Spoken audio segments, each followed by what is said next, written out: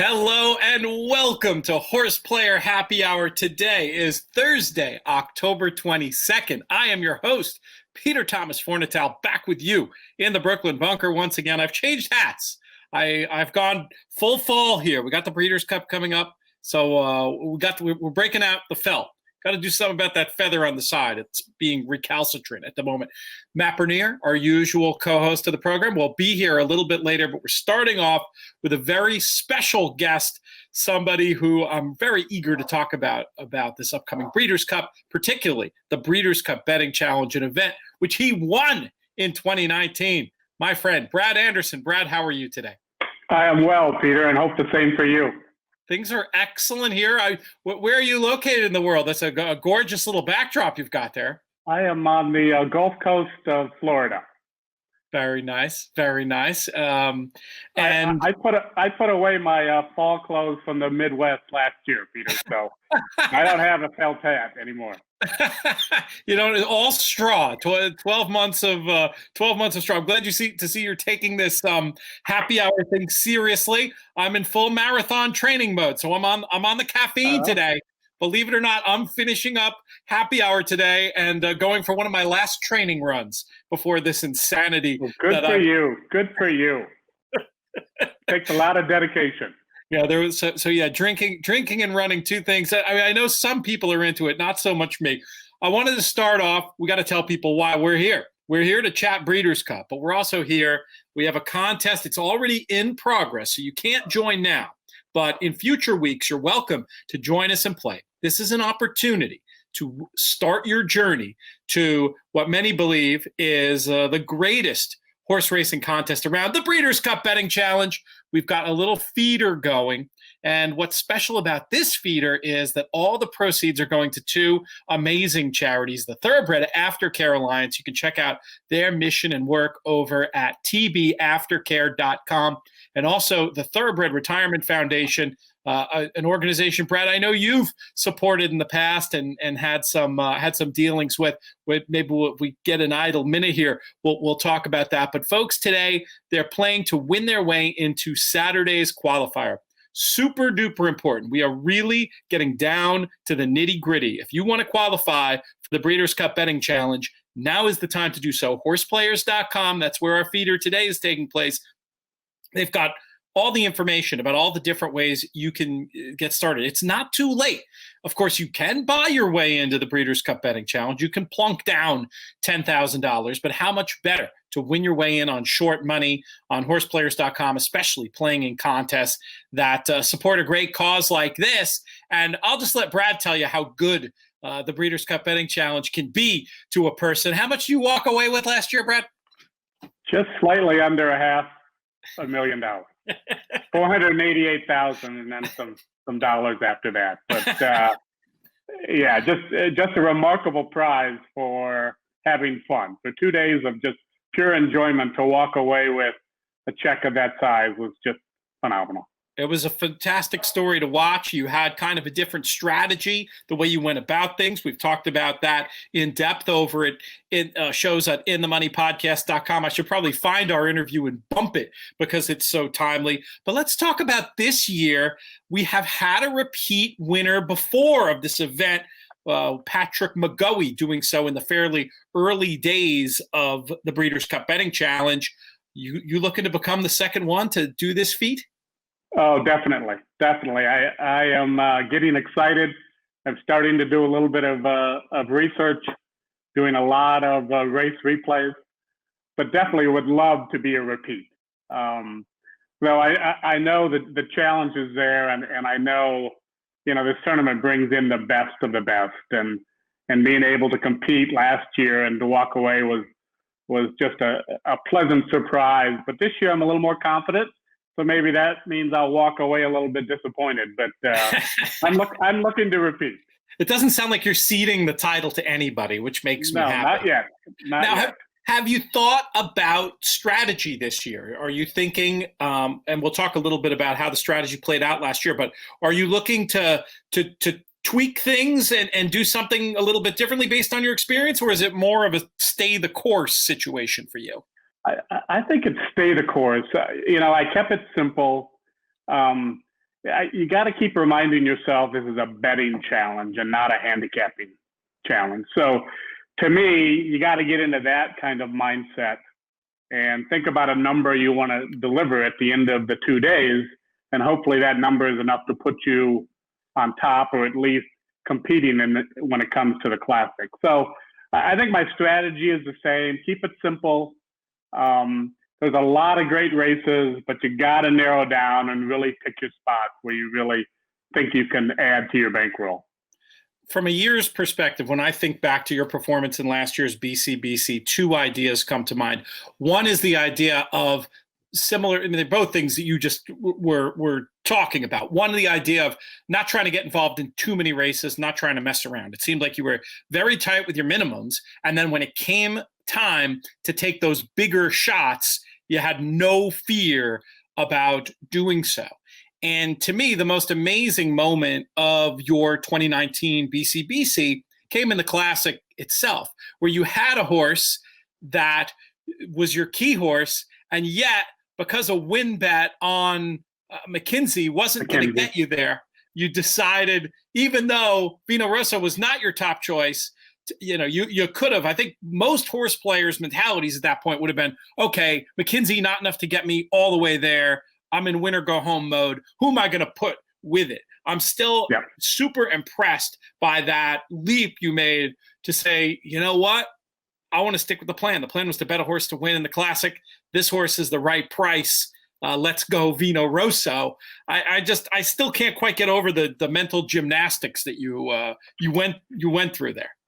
Yeah, it's interesting, Pete. I only won 3 bets that day, that day and a half. I was shut out on Friday. All I did was the minimum. And then I hit a double with Kofefi and Belfort Bay that really launched me on the Saturday. And then one on Spun to Run. And that gave me enough money to sit back. And when it came to that last race, I knew what the leader had. And McKenzie was my top horse, but Vino Rosso was there second. So I felt confident. And I'm not enough experienced yet to do the exacta and the trifectas. That's a part of my game that I've got to improve. I just like picking winners. So, Vino Rosso went off at 4-1, and that was not going to be good enough.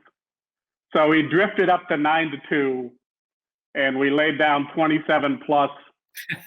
And, watching that stretch run was just phenomenal, knowing that I, had the chance to take a 9-2 shot and almost make it 17-1.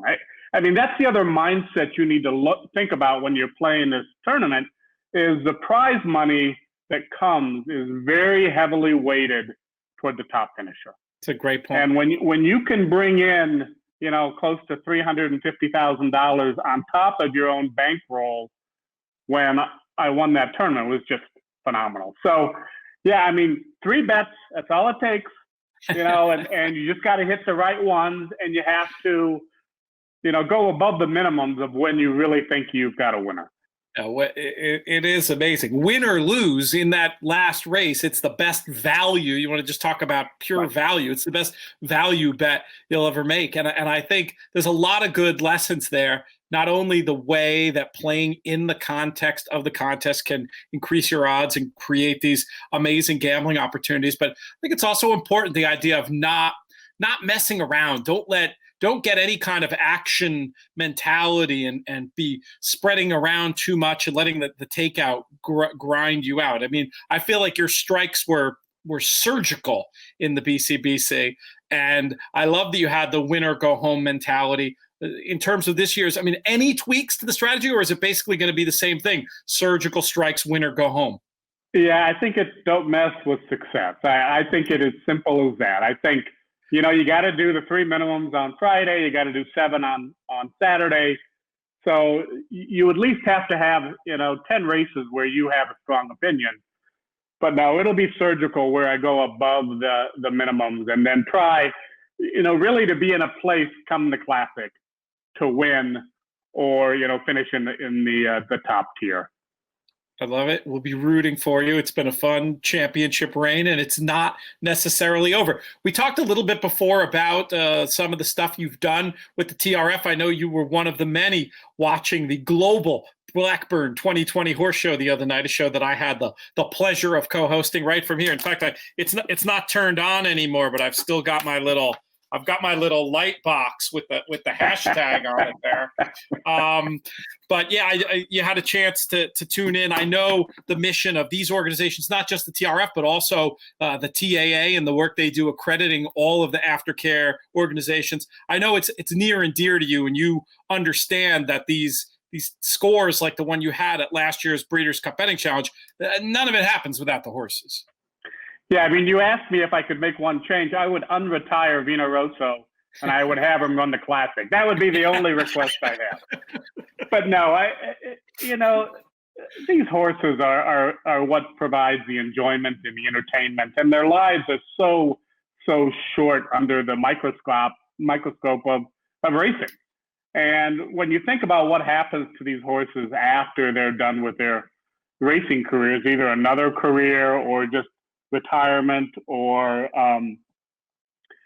going off for breeding, you really have to think about what does that mean to you. And fortunately, my wife and I really love giving back to the community in any way we can, and being able to contribute to helping these horses have a happy life is something that we're going to continue to do, and gladly will support these organizations. And it's not just TRF. There's lots of great organizations out there. TRF has a unique connection when they blend it into the correctional centers and helping people with second chances. That's a win-win from both the horses and the individual's perspective. That was great to get to see some of that stuff the other night. I'm sure we'll have, I don't think I've said it around on my Twitter yet, but there'll be an archive of the show. Folks who are interested in learning more about the Second Chances program can check that out. So you've been very active in these Horseplayer Happy Hour contests. I've noted your name every time we've seen it up on the leaderboard, and it's been a lot. Are you playing today? Are you having any success? I'm playing today. When we started off, I think I was 13th. But a good friend, Matt Bagbolgi, is leading. So I don't know what has happened since we've gone. But, yeah, I enjoy playing these feeders. It's a different format because it's a pick and pray. And you really have to set your lineup and then just sit back and enjoy it. So I've played quite a few of them, gotten to the qualifiers, but knocked on the door, but have not qualified playing any of these feeders yet. So still going to try and qualify, but if not, I definitely will be there for the contest as well. Will you be double-barreled this year? Will you take 2 entries to the BCBC? That's the debate. Last year I had double barrel, and if you remember, I really was live to 2 entries going into the Classic. Right. My other entry, I had a double into the Classic. Now, it wouldn't have given me enough to win, but it would have put me in the top probably 5 or so. But that's the debate I'm going. The risk of doing 2 and splitting them still is a challenge in my mind. So I'll make that decision next week on if I go double barrel or single barrel, but definitely will be playing. Good to see, good to hear. They are loading into the gate for the 7th at Belmont. This stream I'm looking at is probably 30 seconds behind, so they probably have already popped. Who did you go with here, Brad? I went with the number 7, Dynamax Prime. Dynamax Prime for you. Looking at IRAD and Michael Maker. And of course, IRAD being on Vino Rosso in the Classic will always have a special place in my bets as well. You can get that going as a hunch play. I was interested to see, I thought maybe that number 3, Attentive, had a chance to give Carl Broberg his first New York winner. But as I see them here running down the back and my horse being 4 lengths behind the field, I'm not so sure if that one's going to work out. I didn't trust Control Group. I had the feeling this horse was going to be odds on, but noting that this one had the void claim last time, and I just wasn't sure if the Noda hot streak was going to keep continuing at the rate that it's had. But this was a horse that certainly made sense to include defensively. I would imagine in a contest, anytime you can spin the 4-5 favorite in favor of a nice 8-1 shot like Dynamax Prime, that's the way you're going to go. Yeah. I mean, the control group was a horse to beat, but I was looking for some value and needed something that comes at a price. I mean, that's what you learn in these feeder tournaments and even in the qualifying tournaments. You can't just go chalk or you're going to walk away. So you got to pick some good prices. And, I thought Irad and Maker would be a good combination. Thought the horse was dropping down a little bit of a level. I don't know. You're watching the race. I don't know how it ended. Yeah, it's on my screen. It's still going on. Control group well in control as they pass the 8th pole on my screen. Dynamax is trying hard on the outside, and you're drawing live for place points. If Irad can just get this nose up on the line past the 6, maybe hanging a little bit in the final strides, and it looks like it's going to come to 6, maybe 7. So no joy nope. there. You ran better than my horse who broke last and maintained that position throughout. However, so you do have that going for you.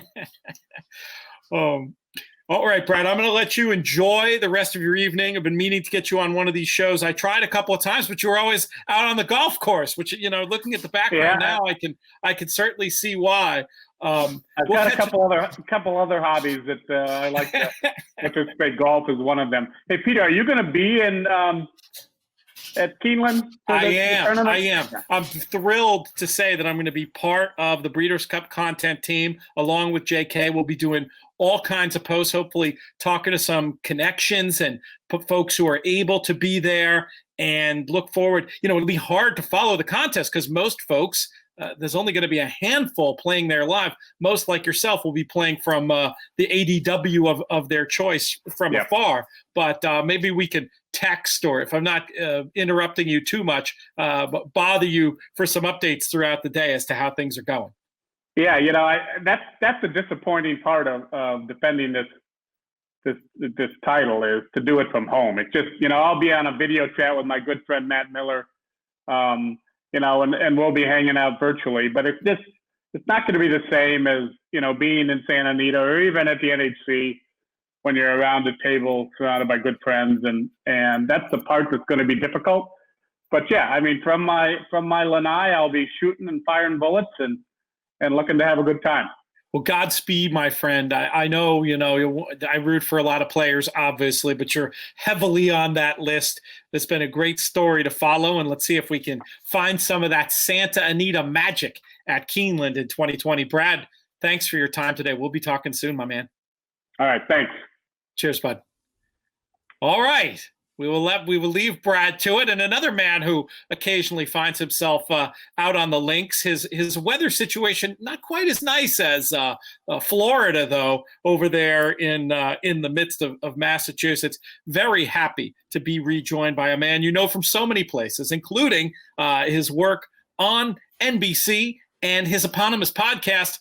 Matt Bernier, how are you?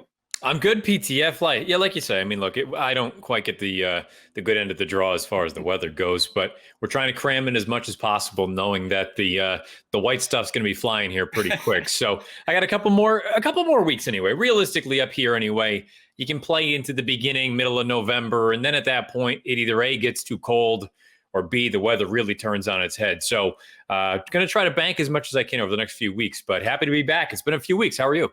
Things are good, man. These shows have been so much fun throughout this insane year. They've been one of the things that I really look forward to, and I enjoy getting to spend the time with you, obviously, and bring in guests like Brad, getting to hear how he's going to be approaching this year's BCBC, trying to do the historic double, matching the feat of Patrick McGoey.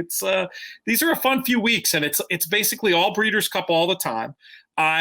I'm a little nervous. This will be my first travel. So I'm just dealing with some of that. There's just a lot of moving parts and stuff. I know you were down there at Keeneland though, and seem to enjoy yourself and be able to get some good work done. So I'm certain that'll be the case for us, and how great it's going to be to check out this year's Breeders' Cup. I'm really starting to get excited about it. Yeah, and the travel piece is not something to just go overlooked. I mean, it is a pretty major aspect, especially if it's the first time that you've traveled since everything kind of started back in, late February, early March, whatever you want to pinpoint as the date.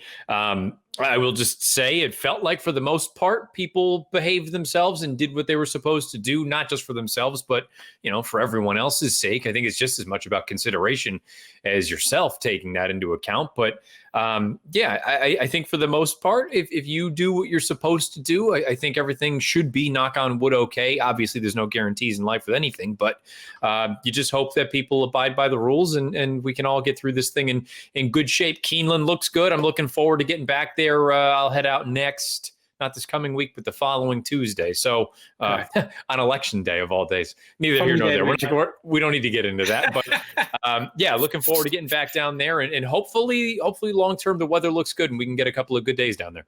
The only thing I'll say about that, and I just say this to mentally prepare those of us who are going to be away and working, that election night, from everything I'm saying, it really does have the potential to turn into election fortnight. Like the idea that this is going to be like ongoing throughout the Breeders' Cup, like crazy things trying to figure out the direction of the world. It's something I'm mentally preparing for. So I'm just putting it out there. If I'm trying to handicap the situation, I said it to my wife, and again, I'm not whatever side of the aisle you're on, that's entirely up to you. But I think if there is anything reasonably close, I would imagine we probably still don't have an official answer by Breeders' Cup Saturday. That would be my guess. But again, crazier things have happened. Anyway, it's just a strange thing to have in the background, and as a result of this fairly late Breeders' Cup, just because of the way the days fall, I'm certainly hoping and looking at the forecast and some of the smart decisions being made about the Keeneland turf already. I'm hoping we can get away with this thing being basically a full week later than it was the last time we were in Keeneland. What are your expectations and how is it changing the way you prepare for the Breeders' Cup, thinking about the possibility of like proper fall ground this year? Yeah, it could certainly be a little bit on the softer side, but at the same time, I mean, go back 5 years ago when we were at Keeneland for the Breeders' Cup. I know that was more sort of weather induced, but we had less than firm going by anybody's measure, really, if you look at it going into Breeders' Cup Saturday. So I'm not terribly concerned about it one way or the other. And I do understand some folks like the idea of, fast and firm. That's what American racing's all about. Well, you know what? During the World Series, you don't always get beautiful weather. I mean, being in New York, I know being up here in New England, whenever the Red Sox or the Yankees or the Mets happen to be in the World Series, more often than not, it's about 50 degrees and kind of drizzly. So we're not dealing with, beautiful weather, but you still go on. The event goes on. And I think from what I've seen long-term, and again, do with this what you will, long-term forecasts are kind of difficult to really be too confident in, but knock on wood, I saw a little bit of rain middle of the week, but I think it should be reasonably sort of reasonable expectations. Let's put it that way. I don't think we're going to be looking at 80 degrees, but I don't think we're going to be looking at 40 either. No, I'll take a little bit of mild fall weather. I don't believe that horse racing always has to be some warm weather sport. That's a myth as far as I'm concerned. They're loading, which on my screen, which means they might have already popped for this Keeneland race. Are you playing in the contest, and what did you do here? Yeah, I threw in a little bit of a little ticket. Got a couple of chalk in the last two races. This race here, I have the favorite. I'm pleasantly surprised 2-1. I thought Sugar Love would be shorter than this. They're loading into the gate. I don't know where you're about. But, luckily it seems like the leaderboard hasn't been anything too crazy. So I think after that last race, if I update the leaderboard, I should be in decent shape to try to get a piece of this thing. Muggsy, the handicapping Labrador, is rooting for you. I don't know why she's barking now. Let's see what she's doing over there. She's just sort of standing in the middle of the thing. Come over here, Muggs. Come chill out with us. You can watch this Keeneland race with us. She didn't handicap this one, though. She usually enjoys checking it out.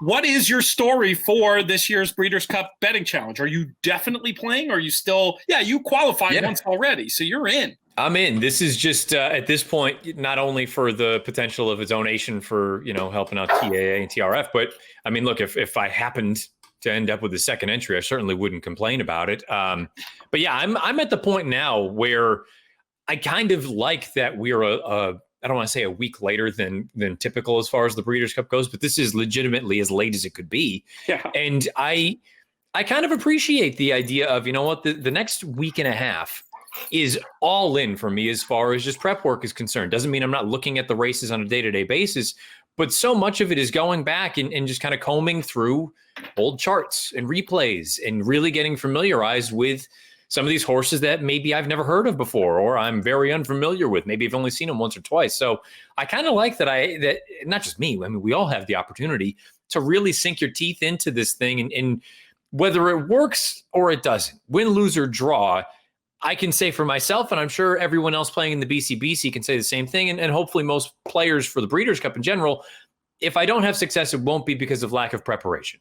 I'm glad to hear that you're already digging in. So what form does it take? Is it more going through old charts, looking at PPs, watching tape? Brad Anderson mentioned one of the big things he's doing at this stage is just rewatching and watching a lot of the form of the key prep races throughout the year. What shape do your early preparations take?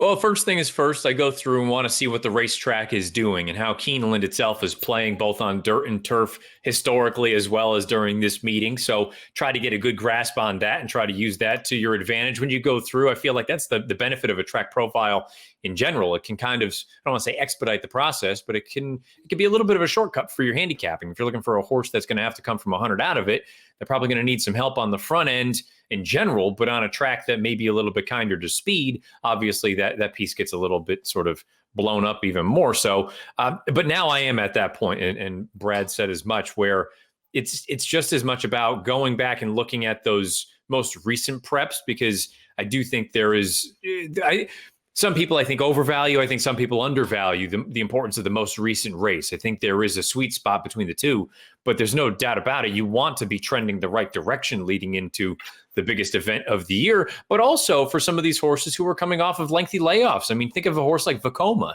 whichever race the connections choose to go in, whether it's the dirt mile or the sprint. I mean, this is a horse we haven't seen since the 4th of July, and going up against a field in either race that he's likely to take on, that's a big ask. And you're looking at a horse that's probably going to be a shorter price. I'm not saying he won't win. I'm not saying I won't pick or bet him, but I think these are the things that you want to be factoring in, saying, you know what, it's one thing to come off of a lengthy layoff when you're catching a nice kind of cushy grade 2, grade 3 type of race where, all right, we can probably be 85, 90% and still get the job done.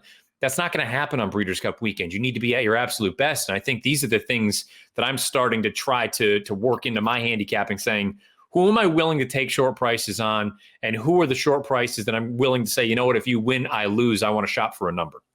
This is where, for me, the historical analysis comes in. And it's interesting with Vekoma because now I don't have all the data in front of me, but I feel like the sprint is a race that many, many times has been won off a layoff. And I'd actually feel considerably better about him, even though, like, on paper, in a way, I think he fits better in the dirt mile. I feel like it's possible that, looking at the history of, now granted we don't have such a rich history with the dirt mile, but I feel like looking at some of that historical data, I might feel a little bit more at home with a horse coming off the bench for a race like the sprint. Do you look at it at that level at all?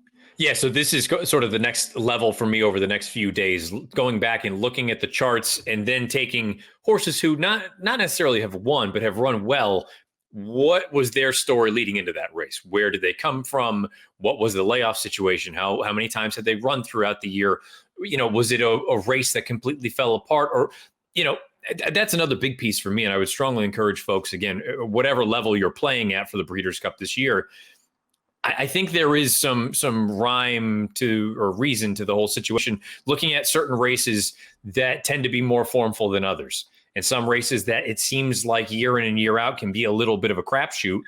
Maybe those are races where you want to say, you know what, at a shorter price, favorite can win. I want to at least shop around, simply because over the past 10 years, this has been a race that has yielded some wild results.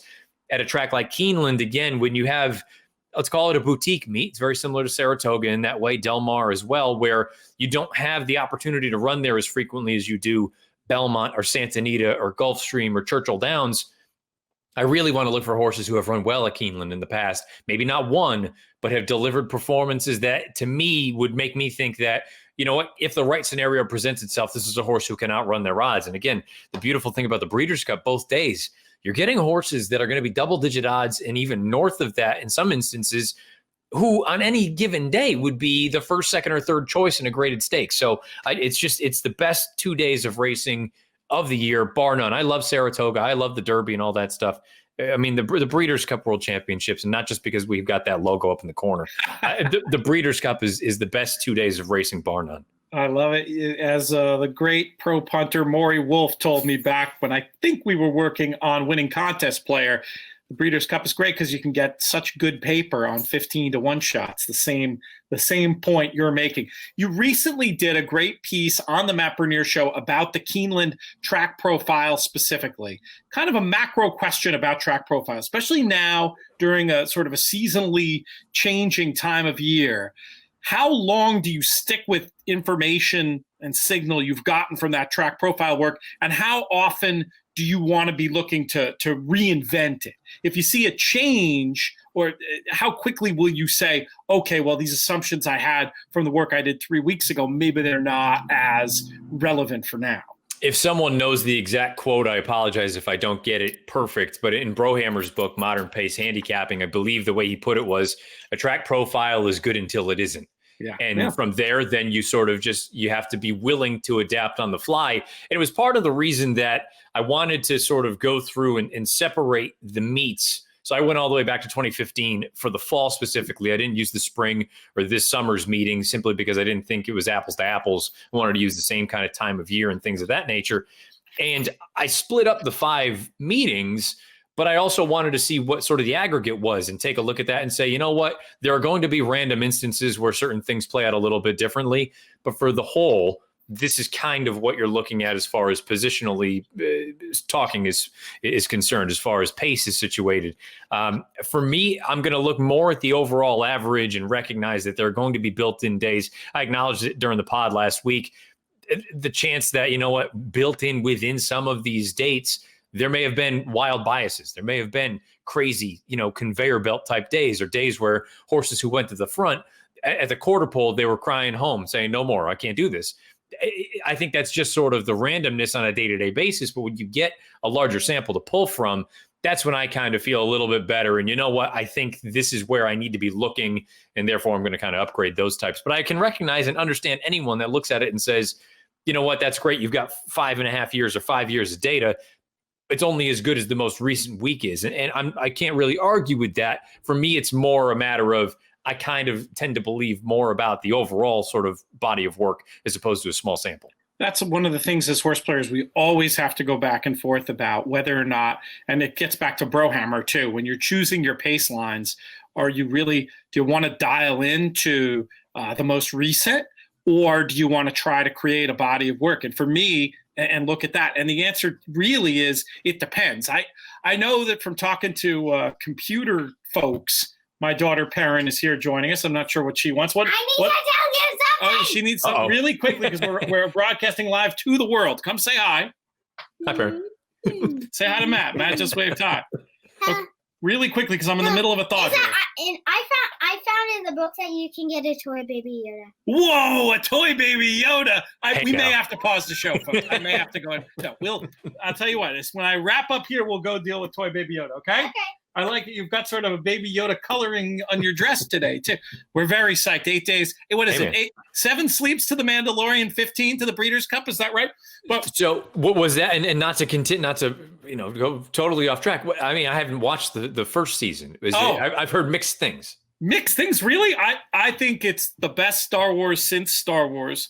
Really? I absolutely love it. Yeah, I think it's brilliantly done. I like that. Couldn't be a bigger fan. Let me know what you think. Cool. But so what I do remember what I was saying. We were talking about the idea of, is it the most recent race that should tip the scales, or should you look at the body of the work? I was saying, to me, it depends. I know that like the computer model types, like if you look at everything in aggregate, that most recent race has the most signal in it. But I think the problem is, conversely, it also attracts the most betting attention.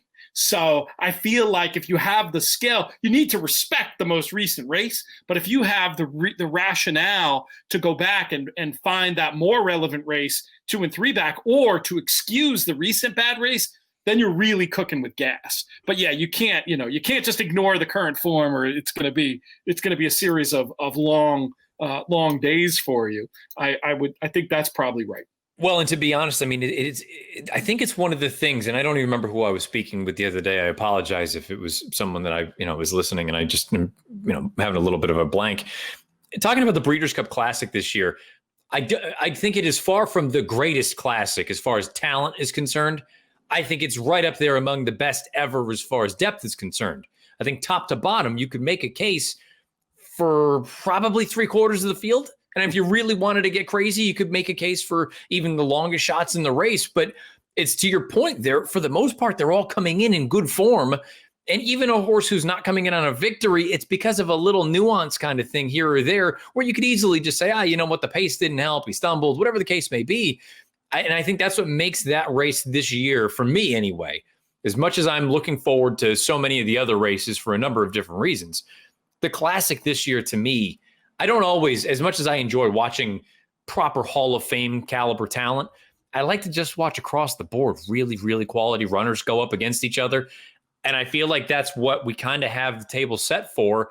And I'll give the tip of the cap to Pete Rotundo Jr. He kind of said it when we were down at Keeneland. He said, it's really a race for Horse of the Year, isn't it? Whoever wins, for the most part, it'd be very difficult to convince me otherwise that there's a different horse, unless, let's say, Skydiver goes in the distaff and she ends up beating Monomoy Girl, or Monomoy Girl wins, and who knows. But for the most part, it feels like the Classic. I kind of agree. I feel like it's a race for Horse of the Year. It's a showdown, and I can't wait. I'm really hoping we get to see the good stuff from Tiz the Law. That's like, just as a racing fan, what I want to see. I think he and what he's going to do is that, and how you look at him is one of the key questions. Are we looking at him as the next coming of Seattle Slew that so many, including myself, were talking about him as before the Kentucky Derby? Or are we going to take that form literally, which would, make him second tier in the race, I think. And then the other key question for me, and I'm curious to get where you stand on this early. I think a lot of people have gut opinions on this. I know I do. And that's Maximum Security. What do we do with him? Where are you with either of those two runners? Well, with Tiz the Law, I think we've all kind of, I don't want to say all of us, that's too general, but I think we look at the Derby as if it was a less than performance. And while he did not run as sparkling as he did up at Saratoga, I think he was far from disgraced. I think he ran a very, very good race. And I kind of, say what you will about the way the Connections handled things going into it and some of the things that they were saying. I like the idea that they took a step off the gas pedal. Kind of, let's regroup, let's give him a couple of weeks, give him some time, and we'll have him fresh and ready to go for the Classic. I could very easily see him running well and winning the race. Maximum Security, and there have been so many people, commenters on the pod, who have just said, you're nothing but a hater, you're nothing but a hater. I'm not a hater. I feel like I'm just being real about what the paper says. And the paper says, he doesn't have a tremendous edge on this field, if any, with his best race. Best number he's ever earned is a 111. That was in a one-turn mile. His most recent start in the Awesome Again, flat out, I get it. Maybe the pace was hot. Maybe he was too close to it, whatever the case may be. At Santa Anita, I expected to do more being in that sort of position against the other horses who you were in and amongst. You're supposed to put them away and still have something left. And instead, he got his doors blown off by Improbable, who, I get it, he may have had the setup in the Awesome Again. But to win like that at Santa Anita, going 2 turns from well off of it, I want to give him the benefit of the doubt and give him a little bit of credit for that race. To me, Maximum Security, I won't have him. I'm trying to figure out how I'm going to play this race, to be honest, because for the longest time, I kind of went into this thinking I was going to sit out the Classic, even in the BCBC, because it was just, I could see 10 different horses winning. Maximum Security, I'm much more likely to fade. Maybe if I'm playing a try, I'll use him underneath, but I just, regardless of the most recent work, I don't want him. I had such a hard time. And there's one horse who now I never thought I would be intrigued with. And more time goes by and more I look at his paper, I'm getting more and more interested in him. And it's the Derby winner. It's Authentic. He sort of has the profile that I've always loved. He's a horse who continues to improve. He's paired up Beyer tops. If you're a fan of the Beyer speed figures, I can't speak for other speed figures, but he's paired up the Beyer tops. I think that usually means that there's a forward move coming. We've seen it in the past. 3-year-olds this time of year take that next step forward. Maybe we've already seen it, but I don't think we have. Thought he ran well in the Preakness. It's not like he's coming into this race off of a dud. And obviously, if you give him an inch, he'll take a mile. And I keep going through and who's running with him early? Is it Global Campaign? And I no disrespect to the connections of Global Campaign. I don't think he's as talented as Authentic is. If it's those two, if Authentic can put him away, the other horses better have him tied on, because I just more and more I'm getting really convinced that maybe this is Authentic's race. It's interesting. I mean, I've been a skeptic, and I want to continue to be a skeptic. But you make a compelling case, and I really think there's not too much doubt. As I was saying, I was super excited and cheered like heck, and it was so cool to see Swiss Skydiver win tremendously at the expense of my bankroll. But I don't think it took a couple hours to realize she won the race because of the way the racetrack was playing. You trade the trips, you trade the result there. To me, it seemed like the inside was worth something that day. And when you look at Authentic in that light, he really is coming here off 2 efforts good enough to win Triple Crown races, late season improving 3-year-old and all that stuff. I'm not with you just yet, but I'm open to thinking about it and hearing about it. With Maximum Security, I'm totally with you. I just don't think that body of work since coming back I can't help but think that second race back. I mean, obviously the first and third races in the form cycle, or since in the Baffert barn, they weren't pretty. He showed toughness, which is great. He showed attributes you love in a racehorse, but he sure didn't look like anybody's idea of a Breeders' Cup Classic winner. And then the race 2 back, when he was just gifted the lead, like that didn't prove anything to me more than, say, a good workout would.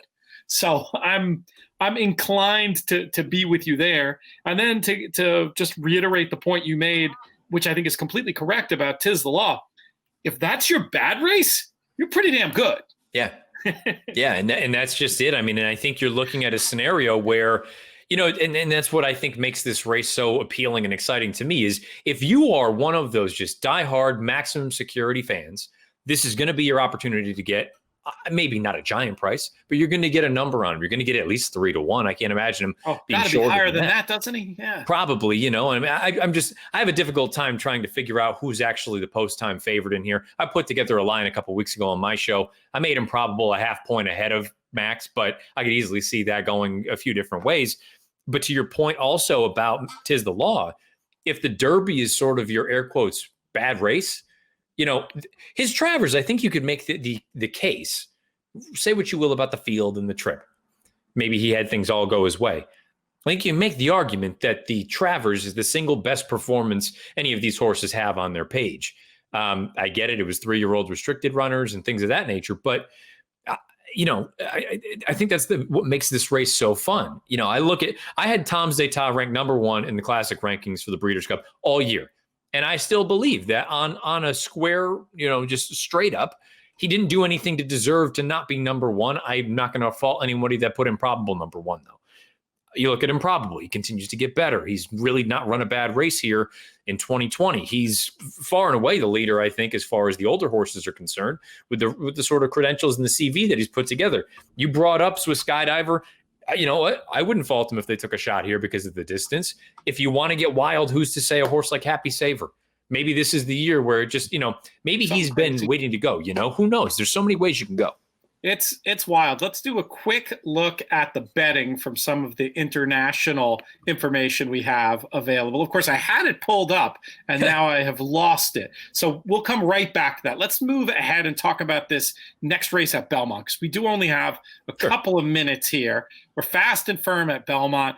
An old favorite of mine is running. It's probably a whiff too short in the betting, but I'm a big Bala Rocks fan, and I think this is the right group for this one to show how good he is. Got the figure edge. I think we'll get a good trip.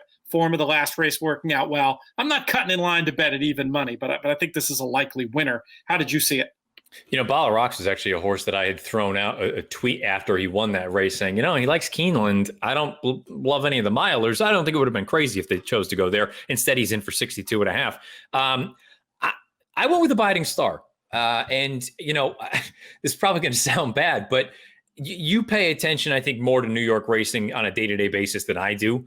What do I need to do to get a half mile in one of these turf races in less than 49 seconds? Because I watched the maiden race two back, And I'm watching it, and the way that they're spaced out, you would have thought they were going 46 and change, and they went a shade under 50. And I go, you're never going to run down the pace in that race. I would imagine.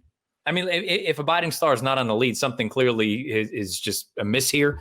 I think you just send them. You try to wire this field, and at 6-1, I haven't seen what the double will pays are, but I think that's a very fair price. Yeah, I shortlisted Abiding Star for that reason, the presumptive pace advantage. And then the other interesting one to talk about, the unknown quantity, Zarkalani, coming in here with decent-looking French form in the book, and should be very classy. Now, we've lost a few runners here. The 1 through 3 and the 5 are out, but it's an interesting little race here. The eighth at Belmont. I did pull up those numbers. So current international betting: Improbable 7-2, Tis the Law 9-2, Max 7-1, Authentic and Tom's D'Etat at 8. That's the complete list of single-digit runners. Tom's D'Etat is a little interesting at 8-1 to me. I mean, that's of those prices. I would, if you said you have to bet one of these, it would either be Tom or Tis the Law for me, sitting in the chair here in the bunker right this second. The only thing that keeps kind of coming back and kind of concerning me is that we just haven't seen him since the beginning of August. And a number of people have pointed out this sort of idea in the past, and I'm late to come around to it. But as these horses get older, I think it's a little bit more difficult to be ready to fire fresh right away. Mm-hmm. He's supremely talented. He always has been. Again, I've had him ranked 1 all throughout the Breeders' Cup Classic rankings this year. And I'm not saying I'm not going to pick him. I'm not saying I won't bet him, especially at 8-1. He likes Keeneland. He's never gone 1.25 miles, which I find is a little bit interesting. But on his best day, he can certainly win this race. He's ouchy. There's no two ways about it. Yeah. And he's been very carefully handled. But one thing I'll say about Tom's D'Etat, Connections have done such a good job handling him and nursing him along. He is one that, in real life, I wouldn't take the 8-1 now, because I want to see how this horse is training the week of. Mm-hmm. And I think the hands he's in, he'll tell us if he's ready to fire his shot. And because of all the attended questions, that 8-1 could well become a reality on the day, I think. So they are probably off at Belmont because they're in the gate. I have them off right now. Yeah, so let's see what kind of a lead you get here with Abiding Star. As you pointed out, a ton of late money. Yeah. Okay. All the way into 9-2. Winning factor looks like he might bother you a little bit, but double handful there. They're probably going very slowly. Yeah, I mean, if history, or recent history anyway, is any indication, it looks like, okay, you got a little bit of a hot pace sign down. I mean, this is probably going to be 24 seconds for the opening quarter for all we know. Yeah, 24-3.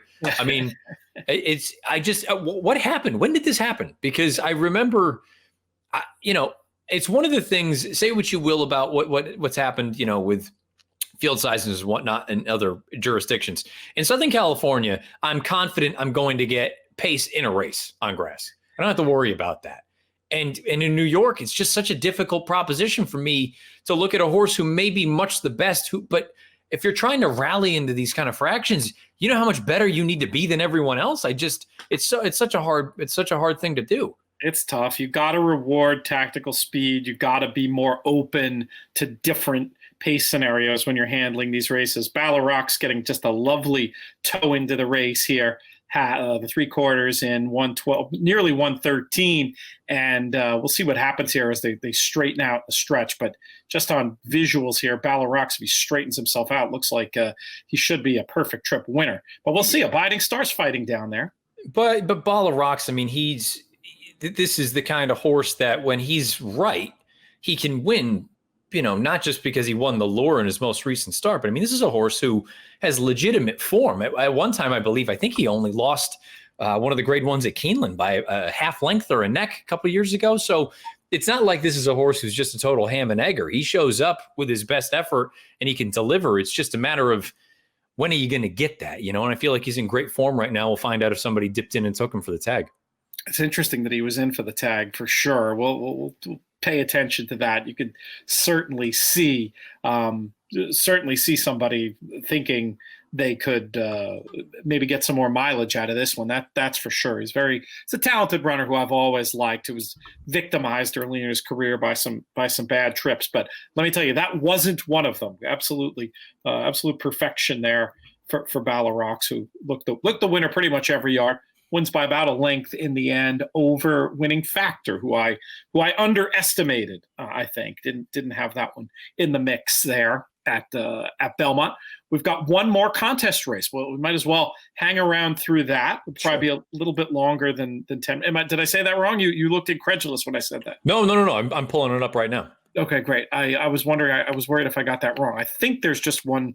Or is there a whole other round? There might be. No, hang on. One more. We got 5 minutes to the finale. Perfect. Okay, yeah, I hadn't updated my leaderboard. But this is, so let's wait for this race to go official. We'll talk about this leaderboard. It's fantastic. Already just talking the classic through with you is helping me get my head around things. How busy is your work schedule when you get to Keeneland? Do you think we can do our traditional Matt Bernier show in the Money Players podcast mashup, as it were?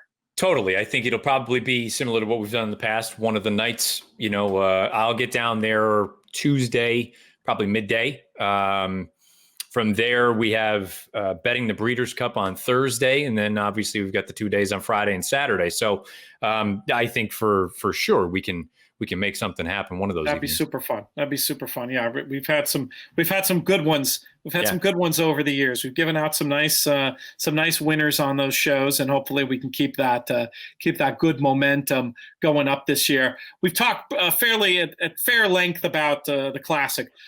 From this far out, do you have any inkling as to which race you might be making your biggest Breeders' Cup betting challenge stand in? Well, it's one of those things right now, and I had texted you before earlier when this thing was getting ready to roll. I'm looking mainly right now at the dirt races, just because the turf races, I feel like they're in flux quite a bit right now. You hear it feels like every day that a European horse is pointed here and then they're not, and those sort of things. And in reality, I don't know how strong I can really feel about those races until I have a better idea what the fields look like. Where these dirt races, for the most part, obviously you've got the sprint versus the dirt mile types who's going to go where. But I feel like you have a pretty good idea who's going to show up in some of those races. I'm very interested in Friday. And Friday, I'm saying this without having put together PPs for the juvenile fillies, or the turf races. I have a funny feeling the Friday races are going to be relatively formful. And then maybe early on Saturday, you can get some fireworks. So I'm trying to plan accordingly, because look, it's been a few years. I'm coming off Utah. Talk about a layoff. I haven't played in 5 years. So I'm trying to kind of get the juices going again, and trying to just plan accordingly, because I think one of my major errors down there 5 years ago when I played in the BCBC was the one real strong opinion I had. I played it well, but I didn't hammer it hard enough.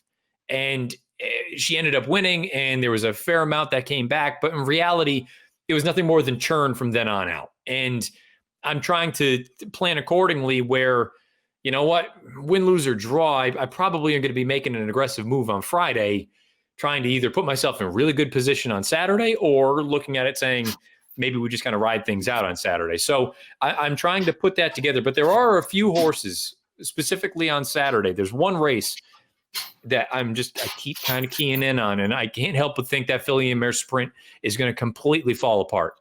There's just speed on speed on speed, and I've loved Sally's Curlin for a long time. So I'm going to say, I don't know what I will have her in or what I'm going to be doing with her, but she will figure prominently. I like the sound of that. Same race. One of the prices I see that I don't know if I love because of the pace scenario, but it just, sometimes you see one and you just know they're going to be shorter on the day. Gamine at 5-2. That sounds okay, doesn't it? So I guess it depends on what your overall opinion of Gamine is, because I think those two races that she has, those two one-turn races, they're sensational. But I think as many people have pointed out, the paces in both of those races were far from ballistic. True. And I can't help but look and see if she's going to be forward. A horse like Serengeti Empress, She's got one way of going. Exactly. She's going right to the top. I'll be very curious to see where Frank's Rocket goes, because on the Breeders' Cup website, they have her listed both in the sprint against the boys as well as the filly and mare sprint against the girls. I would imagine distance has to play into that for the connections to be going back and forth. Bellafina, they tried the whole speed thing in that run at Churchill. That didn't work. But you've got other horses who just want to be up there in the midst of Biz, who won the TCA. If they choose to go here, which again, it's an extra furlong, that TCA is only at 6 furlongs. She has to go, I would imagine, if she's going to have any chance of winning. I can't help but think this thing is going to be absolutely cooking early on. And hopefully, at least the way that I'm hoping, it ends up coming apart late so I can pick up the pieces. Venetian Harbor, throw her into that as well. Yeah, I can't wait. It's going to be a fun race to handicap, and it is a race that I certainly don't mind in principle playing for a meltdown. And as we've talked about many times, especially at the Breeders' Cup and day in, day out racing, I feel like you can find, and I think this is probably more true in the turf racing. You could find the price day in, day out, or occasionally in turf races at the Breeders' Cup by finding lone speed. In a sprint at the Breeders' Cup, you're not probably going to find a price with a lone speed, but you can find it when things start to melt down, if you can land on the right one. What kind of price are you expecting from Sally's Curling? I would, if this field of horses listed ends up all showing up in the gate, I frankly can't imagine her being less than 25, 30 to 1. And deservedly so, if we're being honest. I mean, from a numbers standpoint and credentials, she's not as talented and she's not as fast as some of the other girls. But kind of to what we were talking about earlier, if everything kind of plays out the way that you draw it up in your head and the way that I'm drawing it up, is there's a big pace meltdown. And I get it. In the run at Keeneland, she, it looks on paper like she didn't get within shouting distance of Gorana and Mia Mischief. Well, I thought Speed did very well at that summer meeting at Keeneland. And for her to come along the way that she did in a race that was paceless, that to me boded well. And I can say the same thing about that run at Churchill Downs. She was just too far back that day. I think there's even more speed in this race. And again, maybe she's not good enough to win, but I'll definitely have her probably all throughout some sort of an exacta or try. That is something else you could do. We were talking with Brad Anderson earlier about the simplicity of using win bets. But if you've got a horse at a price like that, I mean, thank goodness there are bets called the exacta and trifecta, especially for deep closers. They have troubled runs through whatever. So wagering strategy wise, I feel like your last good run in the BCBC, I feel like your most effective tool was pretty strong win bets. Yeah. But this time you're looking to bring a few more tools out of the toolbox potentially.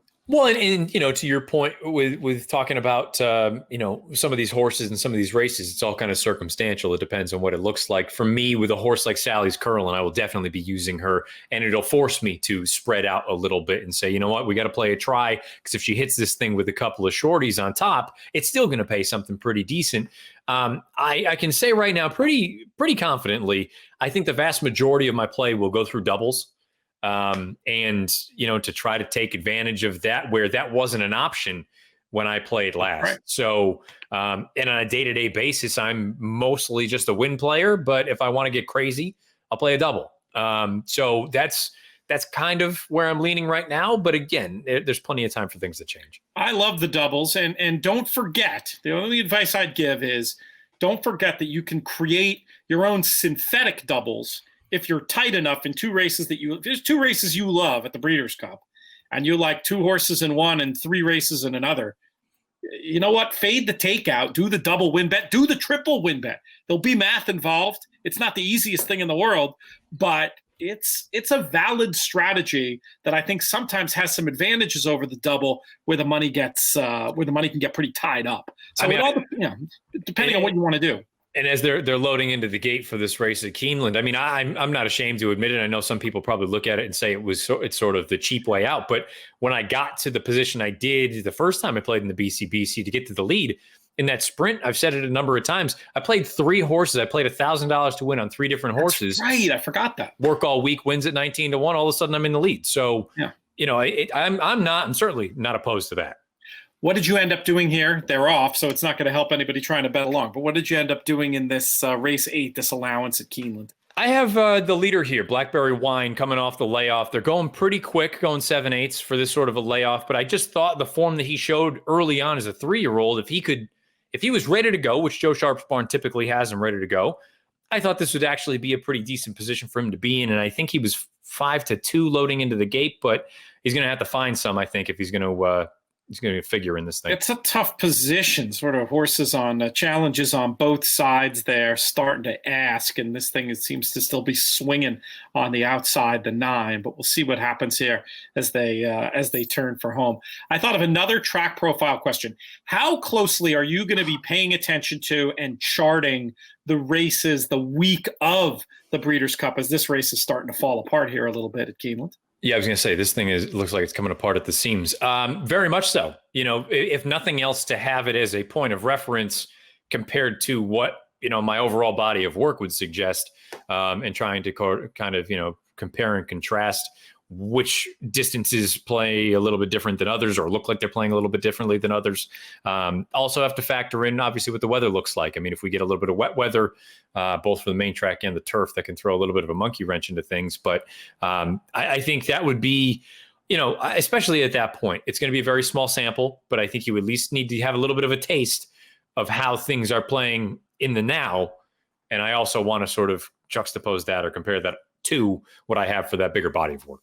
I think that's very wise, and I like what you said about comparing and contrasting. Obviously, if those things dovetail, that's going to make you more inclined to make decisions based on it than if there's contradiction in there. Right.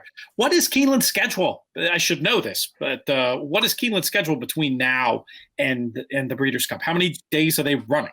So I know they wrap up this week on Saturday, correct? I think that sounds right. Maybe there's a Sunday, but I thought it was Saturday. And then they come back when? I would imagine probably, because now Churchill starts. So maybe they come back. We can look this up on the fly. This is maybe Thursday. Okay. So there will be one. We're hoping there'll be a day to look at things at the track. That would be nice. That would be my hope. I'd be surprised if they just rolled right into it. I wonder, would it be on Breeders' Cup website? Would it be on the Keeneland website? I'm not. Yeah, so I'm on Breeders' Cup. They've got post times listed for the 2 days, for Friday and Saturday. Also worth noting, we apparently have an extra half hour of airtime on Friday and Saturday. I saw that. You've been extended, which is great, right? Always positive. That's always a good thing. We get a little bit more time to gab about the races. A little less of a fire drill after the fact. I do want to hear about what you know of your responsibilities, and I just also wanted to encourage you to tweet any thoughts you have about this stuff. On that Thursday, if they are running, I'd just love to hear how your thought process evolves as far as how to use some of this track profile data you've been accumulating. And everybody should be listening to the Matt Bernier Show every week, but definitely go back and listen to the Keeneland track profile episode if you're interested at all in the type of analysis and discussion we've been having on this show. Yeah, I'll definitely be there on Thursday because we're doing the Betting the Breeders' Cup show. So at the very least, I'll be taking a look. So interestingly enough, I just pulled up the condition book. It shows the fall meet October 2nd through October 24th. So that would be right through Saturday. And then it just shows Breeders' Cup World Championships, November 6th and 7th. So wow. So we're just we're going to be coming in hot. Coming in cold, I guess it's just, I'm surprised because I feel like most years, but again, it probably has to do. Lateness. It's the lateness of the meet. I think that's what it is. I mean, we'll have stuff we'll be following stuff from Churchill. We'll be following Naira. They'll be racing on, but it was an interesting idea to try to get a little bit more of a guide. And every Breeders' Cup I've been to, they've had at least one day. But hey, it's 2020. Everything's a little bit different. Now here to talk about a little bit different. This was something that was brought to my attention when I was down there, and I didn't think about this leading into it.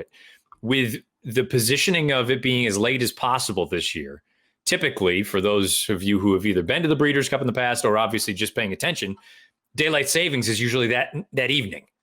Right. This year, it will have already happened. So we're going to lose an hour's worth of daylight. Oh, no. The Classic is going to be run pretty darn close to in the dark. Oh, my God. So that's on TV, wild. it'll look fine. But for anyone who happens to be there, it's going to be dark. That's why I didn't think about that. Right. Yeah. So we won't be getting together to watch World Series games this time around. No.